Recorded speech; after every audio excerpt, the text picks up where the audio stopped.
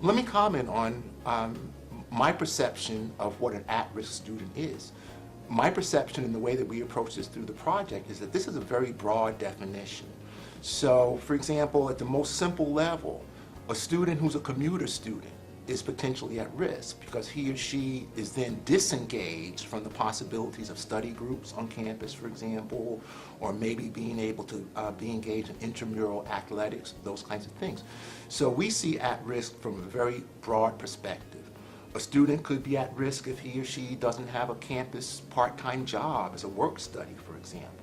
A student can obviously be at risk if he or she is a first-time student without those kinds of family supports and an understanding of the challenges of higher education. So to open up the notion of what an at-risk student is, to move away from that stereotype of an underrepresented student, a first-generation student, and of course those students might be at risk as well, but at risk is when you're disengaged.